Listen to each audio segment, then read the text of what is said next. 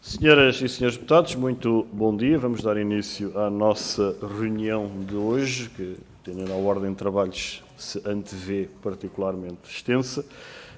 Temos o gosto de contar, no primeiro ponto da ordem de trabalhos, com a senhora professora doutora Clara Patrícia Costa Raposo, que cumprimento na qualidade de indigitada para o cargo de vice-governadora do Conselho de Administração do Banco de Portugal, nos termos da lei de audição obrigatória prévia por parte da Comissão de Orçamento e Finanças, que elaborará, está agendado na próxima, aprovará ou votará, melhor dito, na reunião da próxima semana, os competentes relatórios a enviar ao Governo.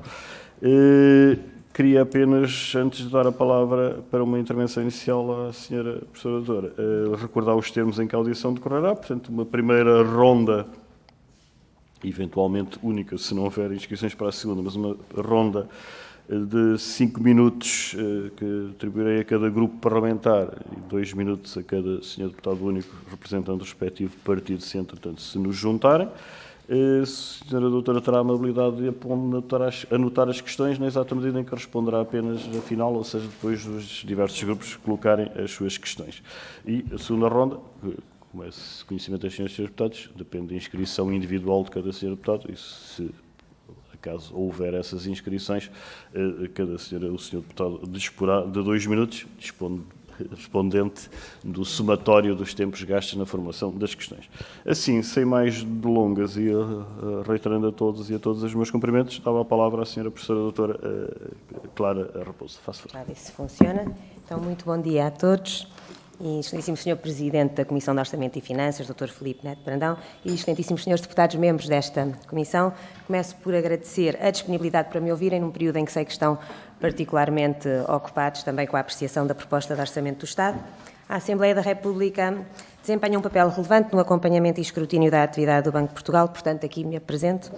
Estruturei esta intervenção em 4 secções. Começarei por uma descrição do meu currículo profissional, de seguida apresentarei uma brevíssima justificação da minha motivação para aceitar desempenhar esta função. Farei então uma apreciação sumária do papel que o Banco de Portugal desempenha, passando a uma reflexão muito sintética acerca do contexto especial que se vive hoje. E começando pelo meu currículo e a sua relevância para o exercício da função para que fui indicada. Em termos de formação académica, sou licenciada em Economia pela Universidade Nova, mestre em Economia pelo Queen Mary College da Universidade de Londres e doutorado em Finanças pela London Business School. A minha carreira profissional tem sido essencialmente académica, passando por universidades como a Nova, Oxford, o ISCTE e nos últimos 12 anos o ISEG na Universidade de Lisboa. Em verdade, por uma carreira académica não foi algo verdadeiramente planeado, aconteceu por eu ter sido uma aluna exemplar. Sou um raro exemplo de mobilidade universitária em Portugal. Valorizo a versatilidade que se adquire com a mudança, algo que sempre fiz, mantendo ótimas relações em todas as organizações por onde passei. No que diz respeito à atividade profissional na universidade, que inclui também alguma experiência internacional como professora, a minha vida envolveu sempre ensino e investigação. Enquanto professora já ensinei estatística e macroeconomia e ensino hoje principalmente finanças. Tenho ensinado a todos os níveis, licenciaturas, mestrados, doutoramentos e formação executiva. A minha experiência de coordenação e lançamento de programas é extensa e gratificante. No que diz respeito a trabalhos de investigação, destacaria os projetos financiados pela Fundação Ciência e Tecnologia e pela Fundação Francisco Manuel dos Santos, que tenho coordenado, bem como um conjunto de publicações com reconhecimento pela comunidade científica internacional. Estes trabalhos incluem temas como finanças empresariais e corporate governance, banca, políticas públicas e incentivos, ou financiamento e desempenho de PMEs. Também em Portugal estes estudos têm tido alguma visibilidade e reconhecimento. Para dar um exemplo recente, no mês passado, um artigo com 2 coautoras recebeu um prémio de investigação atribuído pela AICEP e pelo Gabinete de Estratégia e Estudos do Ministério da Economia e do Mar. Em 2018, fui eleita Presidente do ISEG para desempenhar uma função de gestão que se revelou exigente e desenvolvi, on the job, competências de liderança e gestão a todos os níveis, em tempos de grande transformação e progresso na minha escola. O exercício desta função também reforçou a minha exposição ao meio económico e empresarial e à sociedade portuguesa de forma mais lata e creio que vice-versa também. A par da experiência profissional na universidade, tenho desenvolvido atividades complementares, principalmente nestes anos mais recentes. Como exemplos, salientaria a atual função não executiva como Presidente do Conselho de Administração da Greenvolt, empresa cotada no setor das energias renováveis, e daria relevo ao facto de ser vogal da direção do Instituto Português de Corporate Governance e membro do Conselho Consultivo de entidades como o BCSD Portugal. Mais relacionado com a atividade de do ISEG, tornei-me membro de International Advisory Board de faculdades de Economia e Gestão em diferentes países, como Maastricht, Normandie, Rabat, e sou há 3 anos membro do European Advisory Board da Agência de Acreditação Internacional de Business Schools, AACSB. Resumindo, no que diz respeito à pertinência do meu currículo para o Banco de Portugal e cingindo-me a factos, creio que a minha formação académica, os graus, as áreas e o pedigree, digamos assim, é credível e valorizável em Portugal e em termos internacionais. Acredito também que o calibre da minha experiência profissional na universidade, que é uma experiência variada e sénior, e mais recentemente complementada com as funções executivas e não executivas em diferentes organizações, demonstram interesse genuíno e reconhecida expertise num leque de áreas relevantes e atuais para a economia, para o setor financeiro e para a sociedade. Um último ponto que gostaria de salientar é a questão do interesse público, que tem estado sempre presente na minha vida adulta. Quanto à motivação pessoal para aceitar desempenhar esta função, vou elencar um conjunto de 3 fatores. O momento desafiante que vivemos coletivamente, em Portugal, na zona euro, na Europa e no mundo, reforça a relevância desta função e a natureza de missão e interesse público que valorizo. Trata-se também de um novo desafio profissional, diferente de tudo o que fiz, numa organização que desconheço. Tendo a escolher ao longo da vida projetos difíceis, talvez seja essa uma forma de propósito. E, por último, considero que prestigia a minha escola, que tanto representa para mim, deixar as atuais funções não renovando o mandato para desempenhar esta função de interesse público como vice-governadora. Resumindo, a minha motivação é uma mistura de sentido de missão com alguma curiosidade por um desafio novo que considero difícil. Passando a uma apreciação sumária do papel do Banco de Portugal, parece-me adequado recordar o essencial. Trata-se do Banco Central da República Portuguesa, parte integrante do Sistema Europeu de Bancos Centrais e do Eurosistema, assim como dos mecanismos únicos de supervisão e resolução. É importante salientar que o Banco de Portugal hoje intervém num contexto de articulação europeia. A missão do Banco de Portugal assenta na manutenção da estabilidade de preços, assim como na promoção da estabilidade do sistema financeiro. O Banco e as suas pessoas desempenham um conjunto de funções que dão suporte à prossecução desta missão, ilustrando a opinião e voto do Governador em matérias de política monetária, o acompanhamento da evolução da economia portuguesa e europeia e aconselhamento ao Governo, a atividade de regulação, de resolução e de supervisão prudencial e comportamental enquadradas nos mecanismos europeus, o acompanhamento da evolução dos mercados e da estabilidade do sistema, a compilação, análise e divulgação de dados e estatísticas, bem como a produção de estudos relevantes, a par de um papel importante na regulação e monitorização dos sistemas e meios de pagamento, bem como na prevenção do branqueamento de capitais e do financiamento do terrorismo. Realça ainda o papel crescentemente importante na melhoria da literacia financeira e da familiaridade dos portugueses com os temas económico-financeiros. Nos próximos tempos, a atuação do Banco de Portugal deverá pautar-se pela execução do plano estratégico que foi aprovado para o quinquênio 2021-25, com uma visão que foi sintetizada como promover a proximidade e reforçar a confiança e que define 5 orientações estratégicas. Promover o objetivo de estabelecer um sistema financeiro capaz de enfrentar o período pós-pandémico e de se robustecer para choques futuros num contexto de estabilidade de preços, atuar para garantir o bom funcionamento do mercado bancário, contribuir para uma economia recuperada, resiliente e convergente no contexto europeu de médio e longo prazo, ter uma ação influente em Portugal e na Europa, apostando na proximidade e confiança junto da sociedade portuguesa e reforçar o seu modelo de governo com vista a robustecer as decisões e aumentar a eficiência da organização, com a aposta na valorização dos seus colaboradores e na transformação tecnológica. Numa apreciação pessoal, para além do acompanhamento destas orientações estratégicas, o surgimento de circunstâncias imprevistas poderá ainda justificar revisão ou atualização do plano. A recente alteração de comportamento dos preços e de política monetária será um assunto a merecer a maior atenção. É neste quadro, planeamento, acompanhamento de metas e sua revisão, que espero vir a ser bem enquadrada e assim poder contribuir para levarmos a bom porto a missão do Banco de Portugal, com proximidade e confiança como palavras-chave para a nossa economia e para a relação entre o Banco de Portugal e a sociedade. Por fim, uma reflexão sintética e cautelosa acerca do contexto especial que se vive hoje. Após um longo período de inflação controlada ou até baixa e taxas de juros nominais muito baixas, o cenário mudou. Para além dos 2 desafios que já conhecíamos antes da pandemia, as novidades tecnológicas, como a digitalização dos serviços financeiros ou o debate sobre a moeda digital dos bancos centrais, a par dos riscos associados às alterações climáticas e necessidade de financiar uma transformação da economia para um modelo mais sustentável do ponto de vista ambiental, vivemos recentemente uma pandemia que implicou uma maior centralidade dos Estados no funcionamento da economia e da sociedade.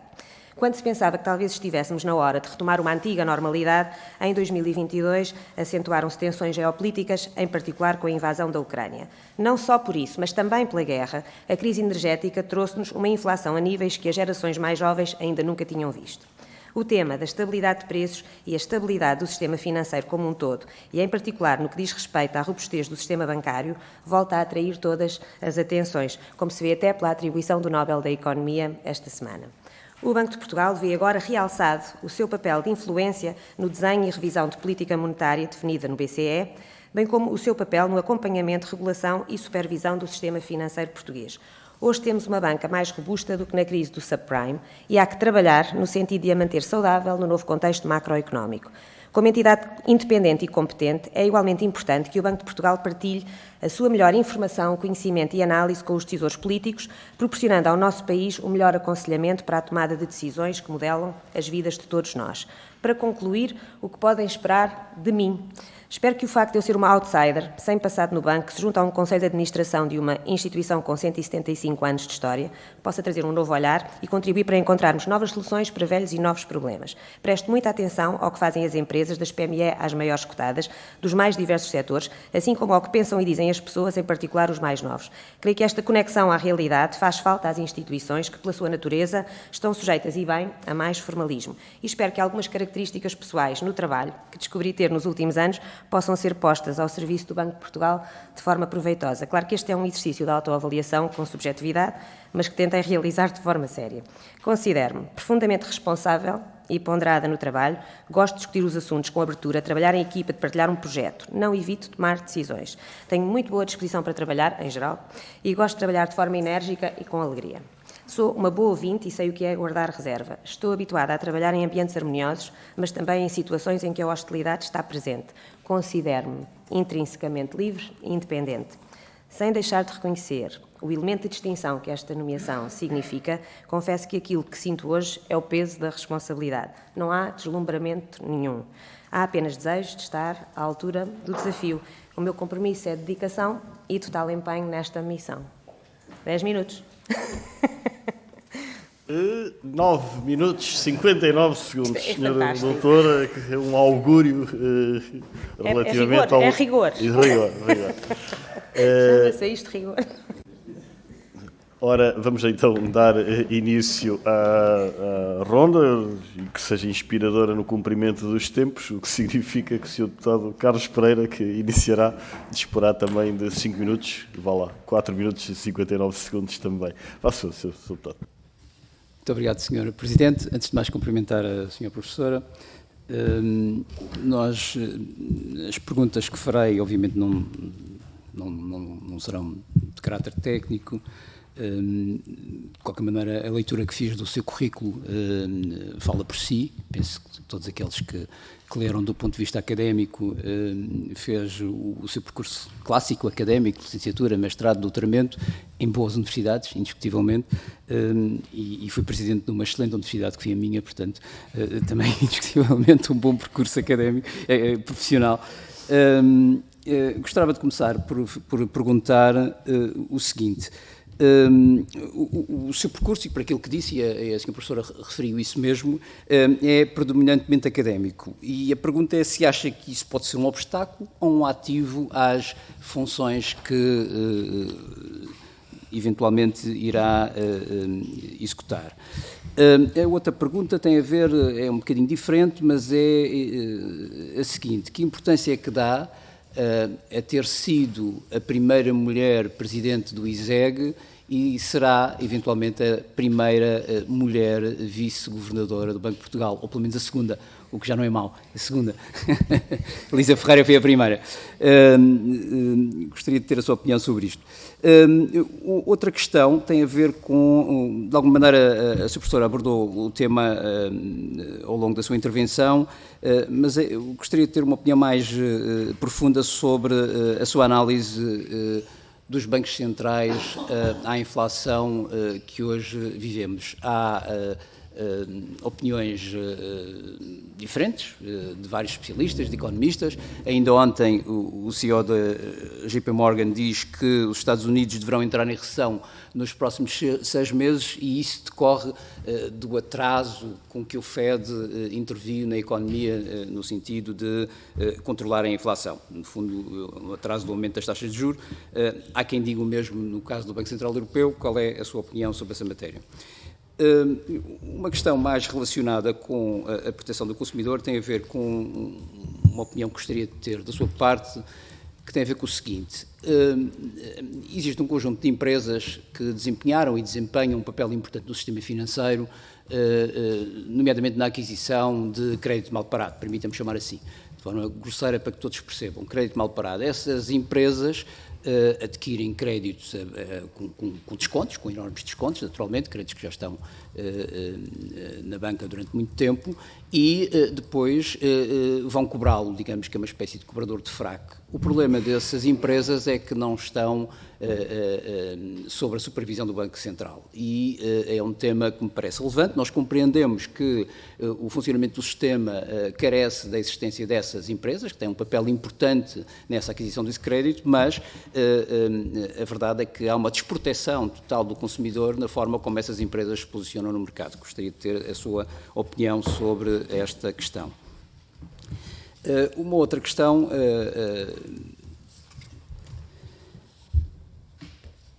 tem a ver com o seguinte: os episódios sucessivos que ocorreram na banca ao longo dos anos geraram uma natural antipatia dos portugueses perante o sistema financeiro, não é? Esta Assembleia foi palco de variadas comissões de inquérito e elas não foram nada simpáticas para o sistema financeiro. De alguma maneira também não foram simpáticas em muitas circunstâncias para o regulador, para o próprio Banco de Portugal. E, portanto, a pergunta que gostaria de fazer era se acha que nós temos hoje um edifício regulatório adequado, se do ponto de vista daquilo que é os instrumentos que o Banco de Portugal tem ao seu dispor, ele é adequado, se é preciso aprofundá-lo, em que áreas eventualmente, e de alguma maneira se o Banco de Portugal tem todos os instrumentos também para fazer cumprir os deveres específicos de conduta das entidades que supervisiona. Parece-me ser muito relevante, é um tema importante até para sossegar, digamos assim, os consumidores. Uma outra pergunta relacionada até com a sua área de expertise, digamos assim, relacionada com as finanças empresariais. Apesar dos indicadores do Banco de Portugal, os últimos indicadores do Banco de Portugal ter referido que as empresas aumentaram a sua autonomia, a verdade é que em Portugal, e o sistema o tecido económico português tem um problema de capitalização. Esse problema agravou-se na crise do subprime, digamos que a crise pandémica não ajudou, pelo contrário, aprofundou, e, portanto, é um problema crítico para um país que precisa de, naturalmente, reforçar o seu investimento, o investimento privado em particular, e precisa usar os fundos europeus que carecem de empresas capitalizadas. A pergunta é se os programas de capitalização que o país tem ao seu dispor são suficientes e que estímulos é que se pode, de alguma forma, introduzir para garantir que esses programas são, enfim, bem-sucedidos, digamos assim.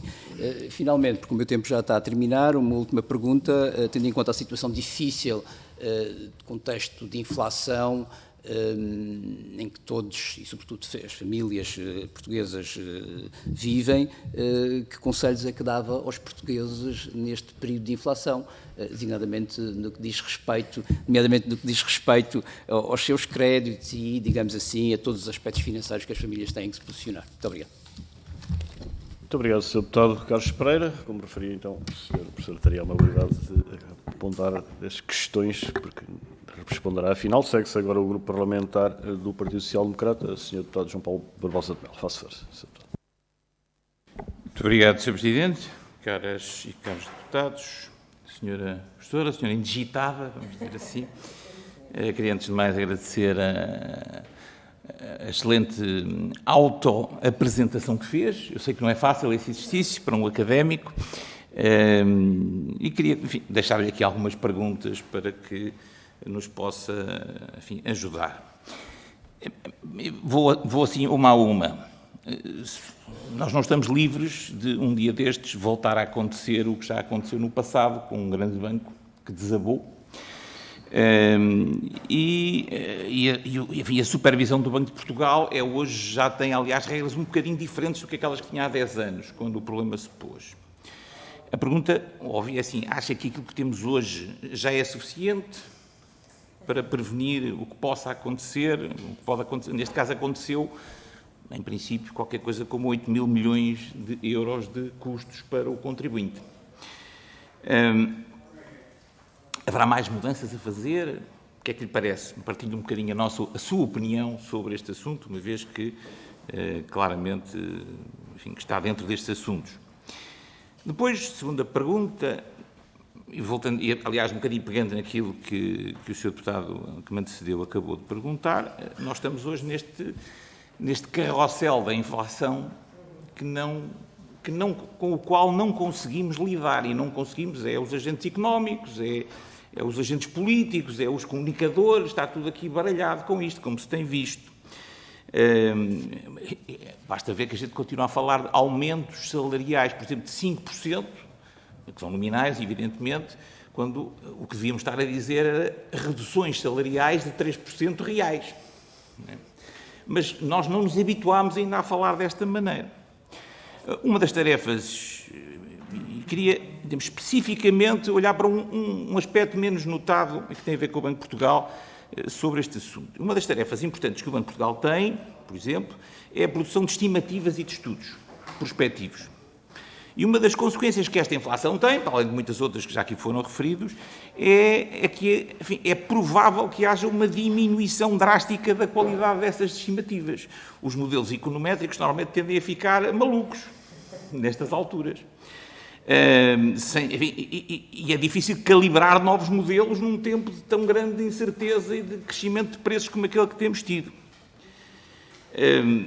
E ter boas estimativas económicas é uma espécie de base comum para nos entendermos uns aos outros. A pergunta é, acha que pode ajudar o Banco de Portugal a garantir, digamos assim, uma fiabilidade mínima àquilo que vai continuar a fazer nestes tempos completamente loucos que temos à nossa frente? Depois, a pergunta é inevitável. Eu acho que já percebemos todos que os juros vão subir. Já estão a subir, vão continuar a subir, e isto vai reduzir, a consequência óbvia de um aumento dos juros, uma das muitas, é que as empresas vão deixar de investir, ou pelo menos vão cortar muito nos seus planos de investimento, ainda para mais quando o futuro é negro, e ninguém sabe muito bem o que aí vem. E, no fundo, com que soluções, ou por que estratégia é que se vai bater, a senhora professora Clara Raposo, na administração do Banco de Portugal, para que isto não aconteça? O que é que acha que uma instituição como o Banco de Portugal pode e deve fazer neste contexto? Quarta pergunta que lhe queria deixar, se pudesse escolher uma só área, dentro das muitas que o Banco de Portugal tem, qual é que preferiria e porquê para os próximos anos? Em que áreas é que pensa, naturalmente, estar mais qualificadas, tem a ver com a qualificação que cada um tem, e em que áreas é que acha, se é que já tem alguma informação sobre isso, que o Banco de Portugal tem neste momento maior déficit? Onde é que é preciso ajudar mais, vamos dizer assim de outra maneira? Depois, enfim, o PSD apresentou, agora recentemente, nos últimos dias, uma proposta para dar mais transparência a futuros processos de resolução bancária.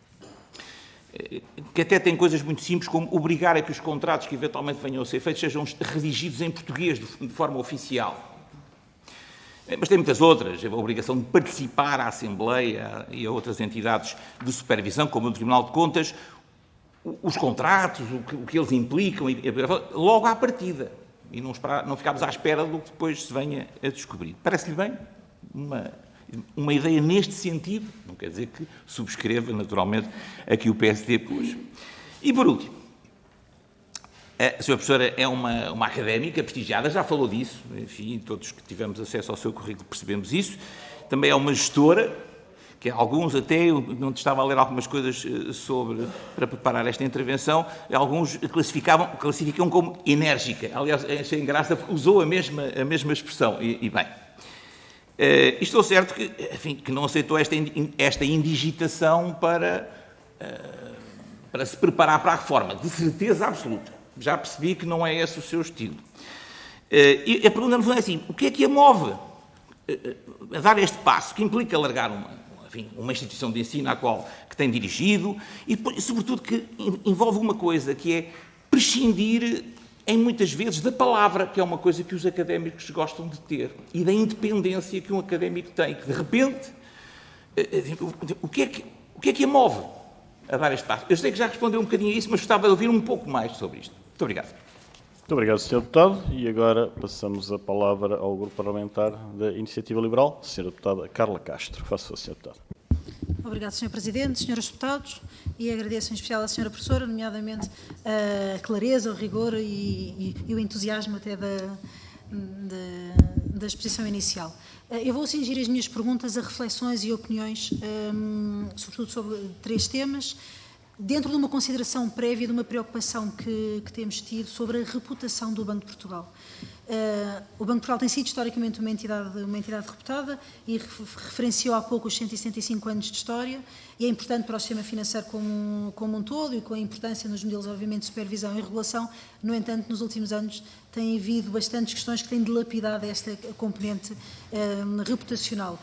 Problemas com diversos bancos, relatório Costa Pinto, não só a elaboração, mas sobretudo o ter sido colocado na gaveta, temas de portas giratórias, os recentes casos que temos estado a trabalhar, nomeadamente da auditoria do Tribunal de Contas, onde coloca em causa muitas vezes e aponta inclusivamente diversas falhas do Banco de Portugal.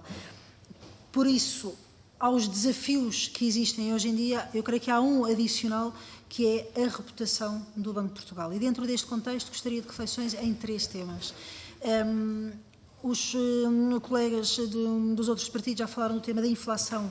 Eu gostaria de reforçar o tema dos modelos de previsão, sobretudo porque bons dados são importantes para fundamentar boas decisões na política.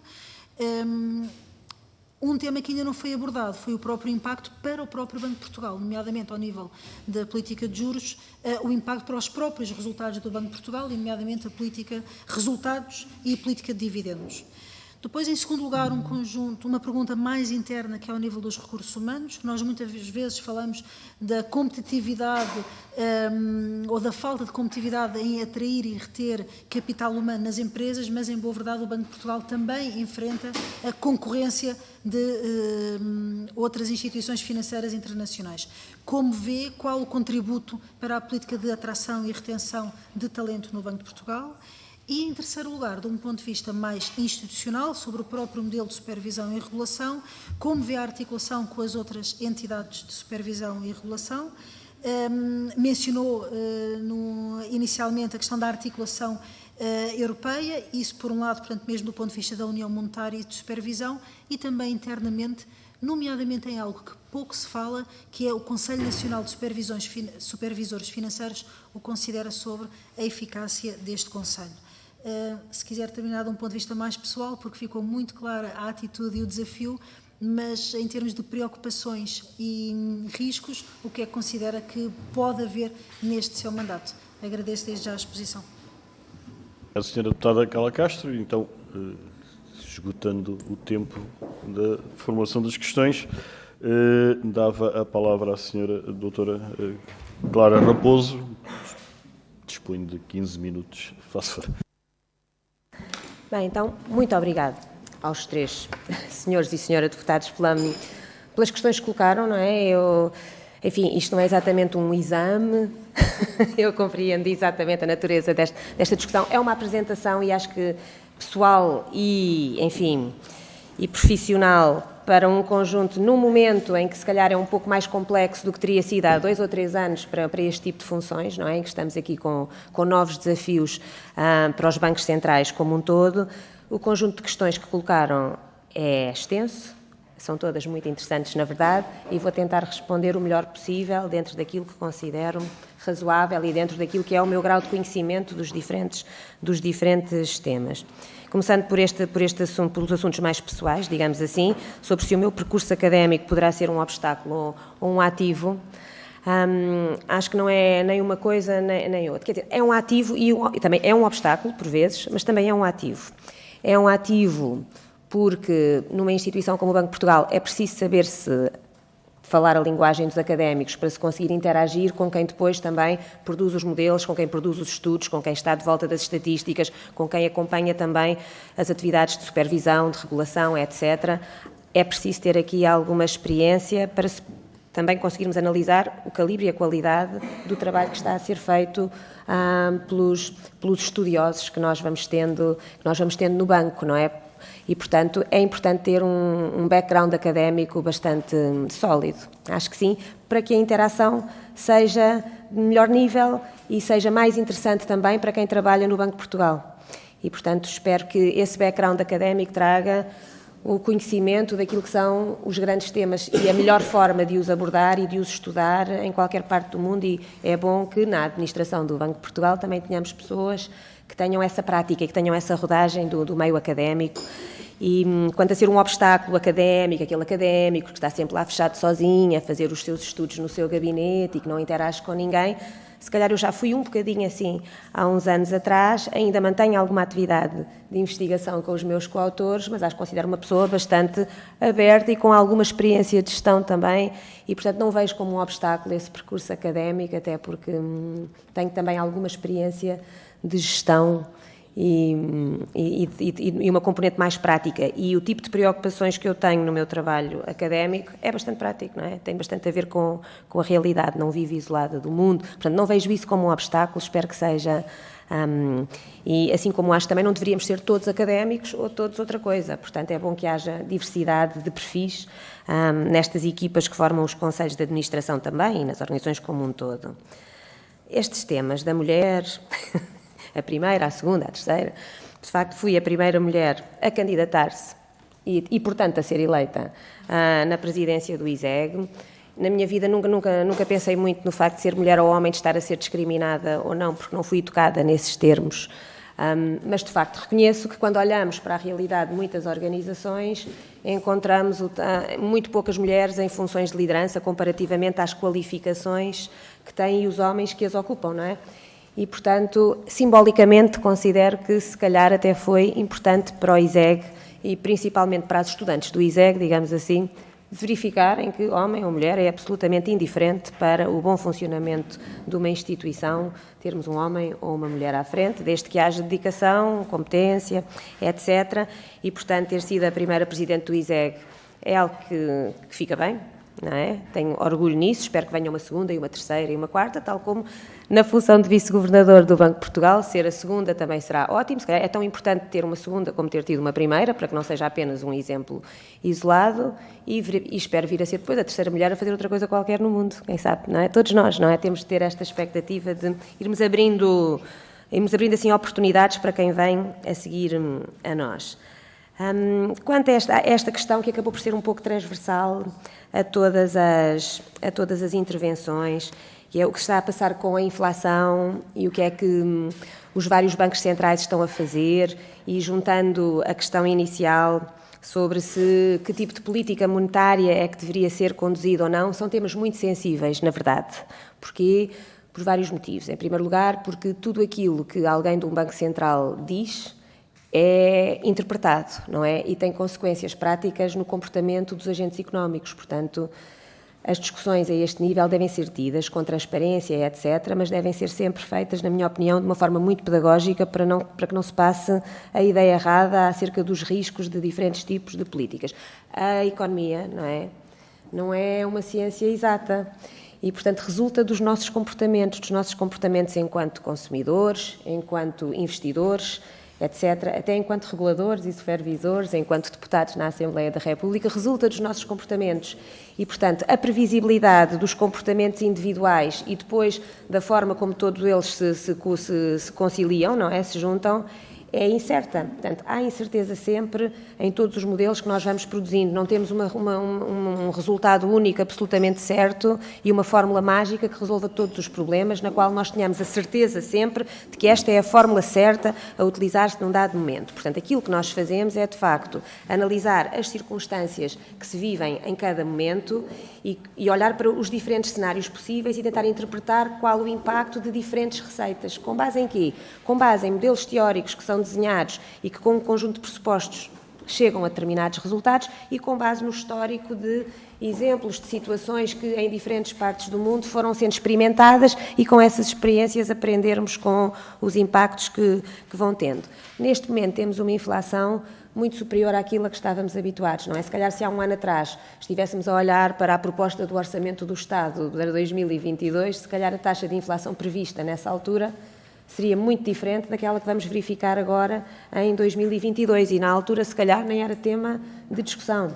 Este ano se calhar estamos aqui a achar que temos imensa incerteza e dificuldade na previsão da taxa de inflação e de tudo aquilo que vai acontecer em 2023, se calhar até vamos acertar melhor. Não é? Há aqui um elemento de... É sempre difícil, não é? É um exercício sempre difícil o da construção de cenários, o da definição dessas taxas. As abordagens diferentes para o combate à inflação, digamos assim, e o debate que existe quanto às políticas que devem ser adotadas, será que os bancos centrais devem ter uma política em que vão conduzindo aumentos de taxas de juros e, se assim o fizerem, devem fazê-lo de uma forma mais brusca, mais rápida, os hikes, etc., ou devem fazê-lo de uma forma mais gradual, por aí fora. Por exemplo, esta discussão, ou será que os bancos centrais, em vez disso, ou complementarmente a isto, o que devem fazer é alterar a sua política de aquisição de ativos no mercado, não é? E alterar e normalizar-se o balanço dos bancos centrais e, por essa via, ir alterando as condições de liquidez no mercado como um todo. Portanto, são muitas as questões que se vão colocando e, no fundo, o que estes diferentes bancos centrais da FED, agora o Banco Central Europeu, estão a fazer é diferentes e abordagens diferentes também consoante analisam as causas da inflação a que estamos sujeitos neste momento. Portanto, no caso europeu e no caso português, do aumento na taxa de inflação que nós estamos a verificar agora, não é? Agora já encontramos mais impacto nos vários setores da economia, porque as pessoas vão transmitindo a origem inicial daquela inflação à sua atividade em todos os setores. Aos poucos isto vai tendo aquele efeito de contágio, digamos assim, por toda a economia, mas teve uma origem muito clara, não é? E pelo menos um acelerar muito claro com o problema da guerra na Ucrânia, não é? E com as alterações do mercado de energia. E, portanto, por esse motivo, verificámos um aumento muito significativo nos preços, causados principalmente por essa questão. E depois, e também tivemos naturalmente com a pandemia, etc., também nas matérias-primas, que depois são muito importantes para todas as indústrias, também uma alteração nas cadeias de abastecimento que altera naturalmente os preços destes produtos que condicionam toda a economia. E, portanto, genericamente, não foi exatamente um aumento brutal de procura, de vontade de consumir por parte das populações que trouxe essa escalada de preços. Foi um choque de oferta, digamos assim, principalmente que nos trouxe essa alteração de inflação. Daí que haja alguma cautela e alguma necessidade de se analisar com cuidado e sem se ter a expectativa de que a política monetária tenha um impacto imediato, tem de se ir vendo as consequências aos poucos das medidas de política monetária que são implementadas, porque o impacto não é imediato. Portanto, eu hoje subi a taxa de juros e não vi imediatamente a inflação descer. Se calhar não esperaria que isso acontecesse, ou se calhar, até pelo facto de ter aqui um choque de oferta, não consigo resolver dessa forma completamente a evolução dos preços. Portanto, são temas bastante sensíveis e, neste momento, penso que a mensagem é de termos alguma cautela na forma como se vai promovendo essa subida de taxas de juros nominais que começámos a verificar este ano, para que não haja também uma precipitação que nos faça, logo a seguir, depois querer inverter essa tendência. Tem de haver aqui algum gradualismo, digamos assim, para se ir vendo como é que as diferentes economias estão a reagir a esta alteração das taxas de juros. E juntaria esta questão, ou este ponto, àquilo que o Sr. Doutor aqui nos trouxe também, com porque depois isto tem impacto na economia real também, e estar-se a provocar uma recessão ou a contribuir muito diretamente para uma recessão também não é o objetivo, não é? Portanto, querem-se arrefecer os preços, mas tentando-se comprometer o mínimo possível o potencial à atividade das empresas. E é um equilíbrio difícil, é preciso haver aqui, de facto, alguma energia e capacidade de conter a inflação para trazê-la para números mais razoáveis dentro daquilo que é o mandato do Banco Central Europeu, mas, naturalmente, não se pode também esquecer o comportamento da economia como um todo, não é? O potencial de crescimento e também a qualidade de vida das pessoas, certo? Portanto, a grande dificuldade que encontramos hoje tem a ver com a questão de se tratar de um choque da oferta e de virmos de uma pandemia, não é? Que exigiu dos Estados, e na Europa vimos isso muitíssimo bem, muito apoio às populações e até às empresas também. Portanto, estamos a recuperar de uma situação em que fomos todos bastante suportados, não é? Isso tem um custo, não é? Porque os Estados também têm de se financiar para o fazer e alteram um pouco enfim, também a própria massa monetária que vai estando em circulação, e artificializou-se um pouco as taxas de juros que também vivemos nos últimos tempos, por bons motivos, não os questiono. Portanto, acho que temos de estar muito atentos e gradualmente ir vendo como é que as economias vão reagindo às alterações que as taxas de juros vão sofrendo. E é estes mixes de política monetária vão sendo experimentados também de forma um bocadinho diferente nos Estados Unidos e aqui. Será que nos Estados Unidos começaram tarde, ou na Europa, tal, a alteração? Também as causas de inflação foram diferentes nos Estados Unidos e na Europa, portanto, não são exatamente as mesmas, não é? A não ser, se nós quisermos pensar numa forma assim um bocadinho mais geral, que também encontramos, enfim, em termos geopolíticos, o mundo está todo a mudar. Isso nas últimas 2 décadas, digamos assim, também beneficiámos, de certa forma, deste cenário de taxas de juros baixas, de preços, e principalmente de preços baixos. Isto pode ter-se devido, em alguma medida, às políticas monetárias que os bancos centrais promoveram, mas também ao facto de termos vivido aqui um processo de globalização em que utilizamos produtos, enfim, as nossas economias viveram com uma interligação enorme a países com custos muito baixos de produção e, portanto, com preços muito baixos. E, se calhar, essas economias, a China, por exemplo, também estão a mudar, até em termos demográficos, e, portanto, também isso pode ser um tipo de pressão para a inflação que estamos a viver e vamos ter de nos habituar a viver um pouco num contexto diferente e com capacidade para irmos dando resposta, não é? E é para isso que cá estaremos todos, não é? Para ir analisando e contribuindo e estudando os assuntos e propondo as melhores soluções desse ponto de vista. Outros temas, a proteção do consumidor, que foi aqui colocada há pouco. De facto, é importante que alguém acompanhe se em atividades que não estão a ser diretamente acompanhadas pelo Banco de Portugal, se os consumidores têm a proteção suficiente quando isto sai da esfera do supervisor, não é? É um assunto a ver-se, não é? Se for um assunto relevante, claro que poderemos acompanhar de outra forma, não sei exatamente, enfim, com toda a franqueza, não trabalho no Banco de Portugal, não sei exatamente, não faço ideia de como será, dos detalhes, agora, mas daqui a um ano já saberei. Espero. Muito bem.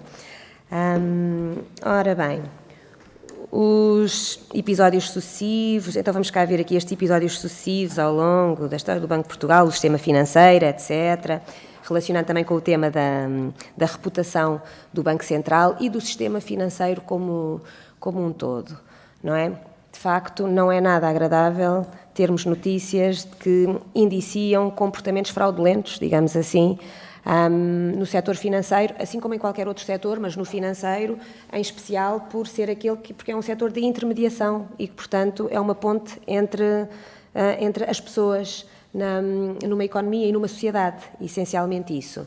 E, portanto, por outro lado, é isso que faz com que seja relevante termos esta discussão. Há elementos de conduta, como aqui também foi mencionado, sobre os quais se pode regular, etc. E se pode supervisionar, certo? E, portanto, acho que hoje estamos muito mais capacitados para fazer essa condução para avançar com estas atividades de supervisão. há muito mais exigência hoje em dia quanto ao desempenho dos bancos, não é, no sistema financeiro. Os mecanismos de supervisão e de controle são bastante apertados. Há muito mais acompanhamento por parte dos supervisores daquilo que se passa nos bancos, da atividade dos bancos. Portanto, há bastante interação. Portanto, o regulador hoje, o supervisor, está muito mais por dentro daquilo que os bancos vão fazendo e, portanto, também há mais conhecimento e capacidade de fazer essa supervisão. Temos o reforço adicional de, nos bancos de maior dimensão, aqueles que são considerados como possíveis fontes de risco sistémico para as economias como um todo, esta supervisão ser feita centralizada também pelo Banco Central Europeu e, portanto, há aqui um acompanhamento na Europa. Houve aqui bastante. O problema que nós verificámos em Portugal não foi exclusivo nosso, não é? Vários países enfrentaram dificuldades no setor financeiro. Hoje estamos mais preparados, creio eu, para acompanhar aquilo que os bancos estão a fazer. Eu, na minha atividade de presidente do ISEG e da académica, fui sempre tendo também, não é, muito contacto com o setor bancário e vou vendo também o grau de confiança e as preocupações que do próprio setor, nos manifestam. Portanto, acho que é importante manter esta ponte muito, muito bem estabelecida, perceber bem o negócio bancário, não é? Porque nós também não podemos transformar todos os bancos em bancos centrais todos, não é? Há um elemento de risco nas nossas economias, há sempre algum elemento de risco no setor financeiro, como em tudo na vida. Temos de controlar isso mesmo, não é? Para que se garanta uma estabilidade do sistema financeiro e para que toda a economia possa funcionar de forma saudável a partir daí. Mas considero que nada é perfeito, não é? Estes novos mecanismos, apesar de tudo, ainda são relativamente recentes e, portanto, estão a ser implementadas muitas coisas ainda pela primeira vez, digamos assim, agora até com o risco climático, etc.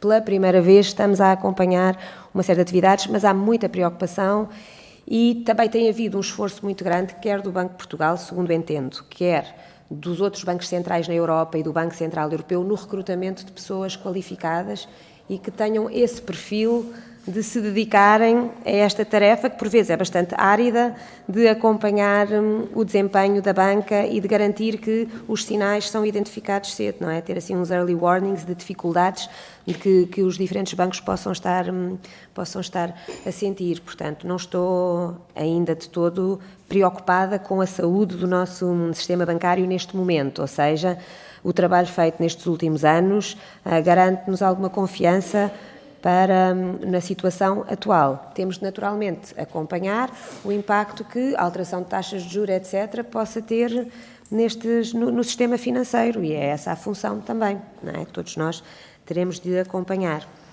A autonomia financeira das empresas também, e relacionando também com aquilo que o Sr. também nos trouxe há pouco de alteração de taxas de custo do capital alheio, vai alterar a forma de investimento das empresas, etc. Bem, também vamos tendo aqui, não é? Também se vão alterando taxas de juros, taxas de desconto, etc. Também se podem alterar taxas de rentabilidade. Também vamos estar a falar, se calhar, pelo menos durante uns tempos, de uma realidade um pouco diferente em termos nominais. Vamos esperar para ver. Tem havido, enfim, alguns programas de incentivo às empresas, algumas correções aqui e ali em termos fiscais, etc. E há também o tema das empresas não poderem estar tão dependentes do sistema bancário, digamos assim, ou do mercado de dívida para o seu financiamento, não é? Também a poupança aumentou nos últimos tempos e esta poupança também poderá ser canalizada por outras vias para o financiamento das empresas. Portanto, o tema da autonomia financeira, etc., obviamente, é importante. Conselhos aos portugueses, meu Deus. Enfim, há momentos na vida, não é? em que todos nós enfrentamos maiores ou menores dificuldades financeiras e outras, e maiores e menores dificuldades de previsão, certo? Neste momento, nós estamos a ver os preços a subirem, não é? E os salários que não acompanham exatamente este ano, pelo menos, não é? A evolução dos preços, alguns apoios para tentar proteger essencialmente as pessoas mais fragilizadas com a subida de preços. Por outro lado, está-se a viver, quer queiramos, quer não, eu quanto a estes assuntos sou bastante fria na minha análise, não é? Crises económicas e financeiras, etc., temos de as combater com muita firmeza e determinação, mas ainda é algo que conseguimos fazer, ou que vamos conseguindo fazer, com apertos aqui e ali, etc. Catástrofes naturais, guerras, etc., são situações ainda mais desesperantes. E, portanto, também estamos a pagar um bocadinho o preço de uma guerra, não é? E, portanto, em que não temos os nossos filhos a combater. Portanto, é um outro assunto que também temos de ir acompanhando, e os portugueses, como todos, eu incluída, também verificamos que, se calhar, até termos esta situação das soluções de energia mais resolvida, não é? Se calhar também temos de tentar, dentro do possível, alterar um bocadinho os nossos hábitos de consumo, dentro do possível, para evitarmos estarmos tão expostos a certo tipo de bens e, portanto, há situações em que, de facto, não temos tanta escolha ou não temos tantas possibilidades, não é? E, enfim, vamos vendo daquilo que tenho estado a ver, há uma preocupação especial com as pessoas mais fragilizadas neste momento, e acho que isso, de facto, do ponto de vista social, é importante garantir-se. E vamos ver, 2022 está a ser um ano estranho, vamos ver, vamos tentar muito que as estimativas de inflação para 2023 não estejam assim tão fora daquilo que se venha a verificar. Escolher uma área dentro do Banco de Portugal, etc, etc. Estas perguntas são tão engraçadas. Não me cabe a mim, de todo, fazer essa escolha. É a competência do Sr. Governador do Banco de Portugal alocar os pelouros que entender com os diferentes membros do Conselho de Administração.